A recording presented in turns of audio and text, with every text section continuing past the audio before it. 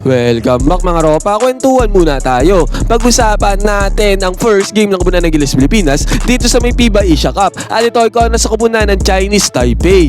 Stress si Coach Team Cone ng ropa dito sa first game ng Koponan ng Gilas Pilipinas sa may FIBA Asia Cup. Ang gandang performance ang pinakita ng Koponan ng Chinese Taipei para talunin ang Koponan ng Gilas Pilipinas. Sayang mga ropa, first game ng Koponan ng Gilas Pilipinas ay tinalo kaagad sila na masasabi nating underdog dito sa laban na to. Na-stress at halos mawalan ng sigla si Coach Team Cone dito sa game na to mga ropa, samantalang ang Koponan ng Chinese Taipei ay buhay na buhay dito sa may game na to. Naging mahirap para sa Koponan ng Gilas Pilipinas ang matchup na to mga ropa at sobrang unexpected nang ginawa ng Koponan ng Chinese Taipei kontra sa kanila. Noong nagbasa ako sa comment section tungkol sa post sa mga games na to, sinasabi ng mga fans na pang PBA lang daw ang Koponan ng Gilas Pilipinas at hindi kaya sa international scene. Present pa din naman ang mga fans ng Koponan ng Gilas Pilipinas mga ropa, sobrang daming OFW na kababayan natin ang nanood ng live dito sa may Riyadh, Saudi Arabia. Yun mga ropa, isa-isa may natin ang nangyari dito sa may first game ng Koponan ng Gilas Pilipinas kontra sa Koponan ng Chinese Taipei.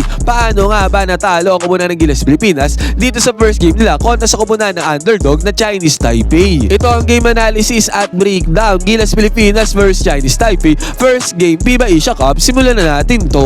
Okay, game. Ngayon mga ropa, dito na tayo magsimula sa may fourth quarter. Ang naging score dito 73-62, lamang na 11 points kagad ang Koponan ng Chinese Taipei pagpasok ng fourth quarter. At dito sa fourth quarter na to mga ropa, pinasok na ulit ni Coach Team Cone si Justin Brownlee. Si Justin Brownlee mga ropa ay nagkaroon ng foul trouble early in this game. Sa pagkakataon na to mga ropa, kailangang makahabol ng Koponan ng Gilas Pilipinas. Mayroon silang 10 minuto dito sa may fourth quarter para sana makambak ang game na to kontra sa Koponan ng Chinese Taipei. Kaya ibig sabihin mga ropa, sobrang crucial ang 10 minuto na to para sa Koponan ng Gilas Pilipinas. Dito sa possession na to ng Koponan ng Gilas magbubukas ang fourth quarter. Ito kagad ang kapuna-puna dito mga ropa, maganda talaga ang depensa ng Koponan ng Chinese Taipei kontra sa Koponan ng Gilas Pilipinas. Ang depensa nga pala ng Koponan ng Chinese Taipei dito sa game na to mga ropa, throughout this game ay man-to-man zone defense, pero yung man-to-man defense talaga ng Koponan ng Chinese Taipei ang nagpahirap para sa Koponan ng Gilas Pilipinas. Sa possession na to mga ropa, napadouble team ang Koponan ng Chinese Taipei against kay Justin Brownlee at successful naman tong possession na to ng Koponan ng Gilas Pilipinas. Dahil nakapitalize na yung pagkakataon na yan, naipasa at na-swing yung bola papunta kay Kevin Gambao na open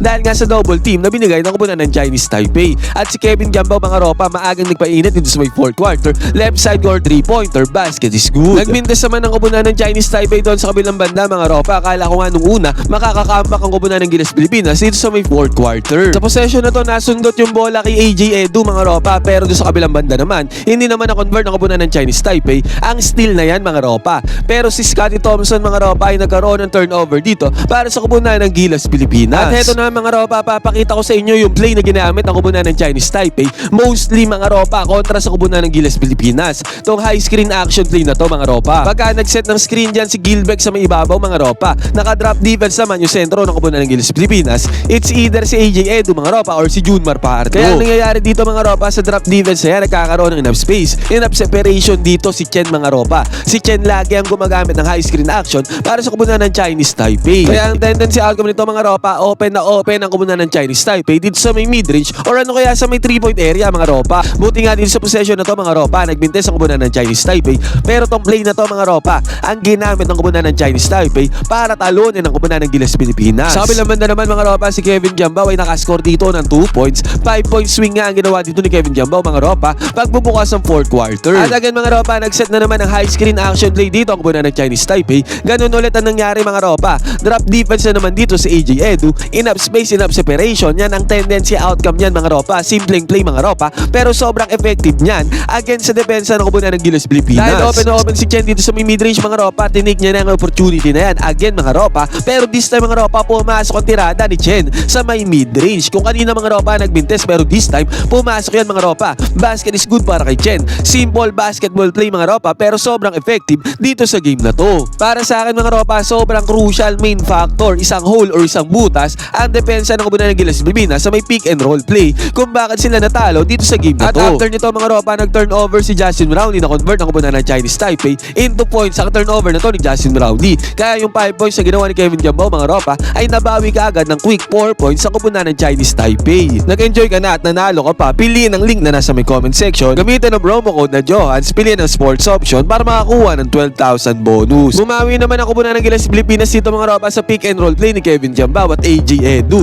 Baskets ko dyan para kay AJ Edu mga ropa. Yung 7 points ang kupunan ng Gilas Pilipinas dito sa may 4th quarter mga ropa ay lahat score or assisted by Kevin Kiambao. Nagpakita naman ng good defense dito ang kupunan ng Gilas Pilipinas mga ropa. Yun nga lang sayang, hindi na i-convert ni Kevin Kiambao into fast break points ang good defense na yan. At dahil nagkaroon ng stop dyan ang kupunan ng Chinese Taipei, mabilisan lang sa may transition offense na i-swing kagad yung bola dito sa may left side corner 3-pointer na i-convert ng kupunan ng Chinese Taipei ang 3-pointer na to. Ang sakit nitong 3-pointer na to dahil nga nagkakaroon ng run ng kupunan ng Gilas Pilipinas, pero pamatay sunog ang 3-pointer na to ng kupunan ng Chinese Taipei. Kaya sa isang iglap mga ropa, naging 80-69 ang score, bumalik sa 11 points ang kalamangan ng kupunan ng Chinese Taipei. At ang nangyari dito mga ropa, good play naman ang ginawa dito ng kupunan ng Gilas Pilipinas. Simple lang din to mga ropa, bigay ng bola kay Scottie Thompson, sabay balik ng bola kay AJ Edu, na kung saan yung depensa ng primary defender dito ni AJ Edu ay nakadrop defense din, nakasong defense doon sa may ilalim. Kaya open yan si AJ Edu mga ropa, easy 2 points sa may mid-range. May shooting naman pala si AJ Edu mga ropa, basket is good. Nagpintas naman sa 3-point area ang kupunan ng Chinese Taipei mga ropa. Sayang to possession na to ng kupunan ng Gilas Pilipinas,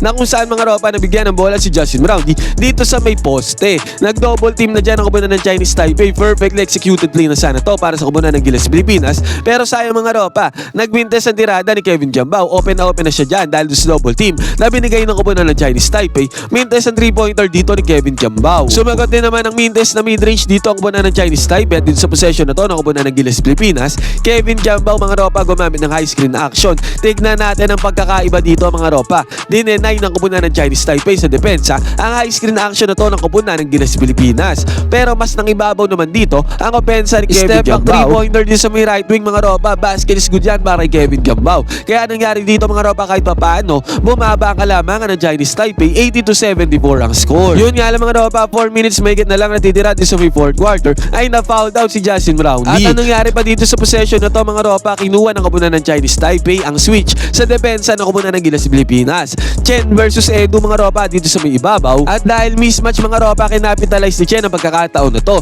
Ang lupit ni Chen mga ropa, 1-on-1 against kay AJ Edu. Pinanis niya ang depensa dito ni AJ Edu mga ropa sa may ibabaw, harap-harapan 3-pointer by Chen. Kaya yung 3-pointer na ginawa ni Kevin Kiambao mga ropa ay nabawi ni Chen dito sa may crunch time. Basket is good ang long range ba para kay Chen, easy money. Yun nga lang mga ropa, ang masaklap para sa kupunan ng Gilas Pilipinas, foul down na nga si Justin Brownlee. Nagkaroon ng unforced turnover dito si Scottie Thompson mga ropa. Nagkaroon ng possession ng kupunan ng Chinese Taipei, na foul si Chen mga ropa, nakapag-convert ng isang free throw. At after nyan mga ropa, tumirada si Kevin Kiambao ng 3-pointer mga ropa. Heto naman ang gusto ko kay Kevin Kiambao. Kaya niya mag-take over mga ropa, hindi siya takot sa spotlight kahit na nagmimindas yan mga ropa, pero still nakapag-put up siya dyan ng tira sa may 3-point area. May chance pa rin namang pumasok yan mga ropa kahit na nagbintes. Yun ang sobrang commendable kay Kevin Kiambao, hindi takot sa spotlight. Nakuha ni KQ ang offensive rebound dyan mga ropa. Yun nga lang, tinawagan ng offensive foul dito si Junmar Fajardo. Mintes na naging tirada dito ng kupunan ng Chinese Taipei mga ropa, pero malaki pa rin ang kailang kalamangan. Mauubos na ang oras din sa may 4th quarter. Nakakuha naman ng 2 points dyan si Dwight Ramos mga ropa. Nagkaroon ng free throws ulit ang kupunan ng Chinese Taipei, at sa possession na to ng kupunan ng Gilas Pilipinas, naibigay yung bola kay Kevin Kiambao dito sa may right side corner 3-pointer. Pumasok yan para kay KQ mga ropa, basket is good. Yun nga lang mga ropa, tinirada na naman ang pick and roll play ng kupunan ng Chinese Taipei ang depensa ng kupunan ng Gilas Pilipinas. This time mga ropa, si Junmar Fajardo ang ilang inatake. Basket is good yan para sa Chinese Taipei. Nakakuha pa ng mid-range jumper dito si Kevin Kiambao mga ropa. Solido ang naging minuto ni Kevin Kiambao mga ropa, pero again, pick and roll play na naman ang pinakita ng kupunan ng Chinese Taipei. Naiwanan naman dyan si Junmar Fajardo. At eventually mga ropa, hindi na nakahabol ang kupunan ng Gilas Pilipinas sa mga huling segundo ng 4th quarter na to. Talo ang kupunan ng Gilas Pilipinas dito sa kanilang first game. Overall mga ropa, nakasakit ang pick and roll gameplay ng kupunan ng Chinese Taipei kontra sa kupunan ng Gilas Pilipinas. Sayang mga ropa, talo ang first game ng kupunan ng Gilas Pilipinas dito sa may FIBA Asia Cup. Dinalwahan na silang magkasunod ang kupunan ng Chinese Taipei. Yun mga ropa, ano masasabi nyo dito sa game na to ng kupunan ng Gilas Pilipinas kontra sa kupunan ng Chinese Taipei? Next game ng Gilas mga ropa, kontra naman sa kupunan ng New Zealand. Ano ang prediction nyo sa game na yun mga ropa? Pwede kayo mag-comment dyan sa baba ng inyong opinion. Magkwentuhan tayo.